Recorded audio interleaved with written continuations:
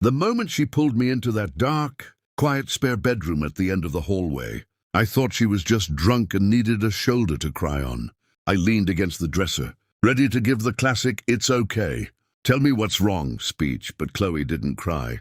Instead, she took a shaky breath and started talking about high school, about how she used to watch me in the hallways every single morning, how she knew my schedule, and how she knew exactly when I got in my car to leave. I laughed awkwardly at first, thinking it was just a weird compliment, but the look in her eyes was dead serious.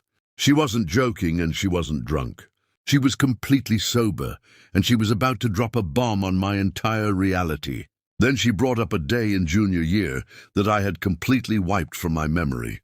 She said I was walking through the parking lot, complaining on the phone to my mom about some stupid test, when a car started backing up really fast. The driver didn't see me, and Chloe, who was walking behind me, saw it happening in slow motion. She told me she literally dove forward and yanked my jacket, pulling me out of the way just as the car zoomed past, so close that it scraped the keys in my hand.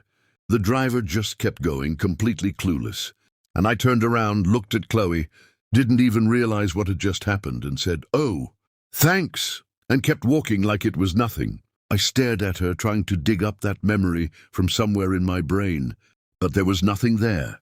She had saved my life, and I hadn't even given her a proper thank you. But that wasn't even the crazy part. Chloe took a step closer to me, her voice shaking, and she confessed that she didn't pull me away because she was a hero. She pulled me away because she couldn't stand the thought of me getting hurt. She said I was the only thing that made sense to her in that stupid school, the reason she woke up every morning. Then she said the words that made my blood run cold. She told me she was obsessed with me, not in a cute way, but in a way that made her drive by my house at night just to look at my window. She admitted she used to dig my thrown-away notes out of the trash just because they had my handwriting on them. My heart just stopped. I went from being a guy who showed up to a random party to being the center of someone's secret world, and I had no idea how to process any of it. I stood there frozen, my brain scrambling to figure out if this was a prank, if Sarah was hiding somewhere with a camera. But the tears forming in Chloe's eyes told me this was painfully real. She kept going, saying she used to think I was perfect and made up scenarios in her head where we would be together. But I never even saw her, like she was just air.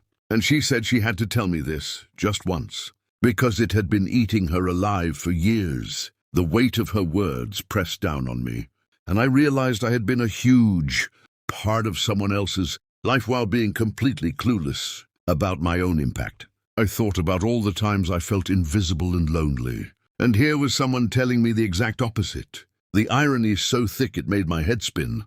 After she finally stopped talking, the silence between us was deafening, with only the distant thump of the party bass vibrating through the floor. I knew I had to say something. But what do you say to someone who just admitted they used to drive past your house at night? I couldn't pretend I felt the same way because I didn't. But I also couldn't just walk away and leave her crying in that dark room. I remembered the car in the parking lot, the moment I didn't remember but believed was true. And I realized that despite how scary her words were, her actions back then were good. She saved me. So I took a deep breath, looked her in the eyes, and apologized for being a clueless kid who never saw her. And I thanked her for the car thing. It wasn't poetic, it wasn't a grand speech. It was just me talking to her like a real human being. Chloe smiled a tiny, sad smile and told me she didn't expect me to do anything. She just needed to get it out because her therapist told her to let go of the past. And I was the biggest part of it. She wiped her eyes, walked past me, opened the door, and the music flooded back in as she shrugged and said, "Don't worry, I'm over it now," before walking back into the party like nothing had happened. I stood there for a full minute just breathing, feeling like I had just gone through a tornado. And when I finally walked back into the living room, I saw her laughing with a group of people, looking lighter and freer than she had all night.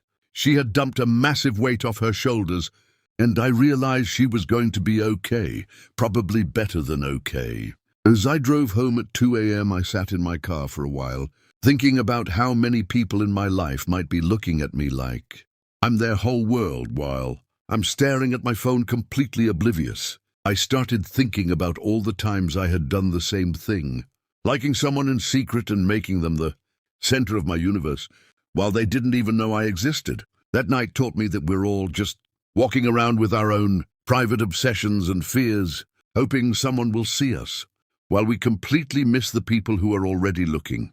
Chloe confessed her biggest secret, and the world didn't end. She walked out of that room, lighter than she had been in years, and I walked out realizing the world is way bigger and more complicated than just my own little bubble. We went back to normal after that, saying hi and smiling when we pass each other. But there's a weird, intense, slightly scary history between us now, and I think we both kind of appreciate it. That party taught me a lesson I'll never forget. Be careful who you're ignoring, because they might be the reason you're still standing today. The person who pulled you out of the way of a car while you were too busy complaining to even thank them. And if you have something you've been holding in for years, something you think will destroy you if you say it, just say it. Not because it will fix everything, or because the other person will feel the same way, but because holding it in is a heavier weight than the rejection you're scared of. Some parties you go to for the pizza and free soda, and other parties you go to and realize someone has been watching you your entire life, without you ever knowing you were the main character in their story. And that's a pretty heavy thing to think about.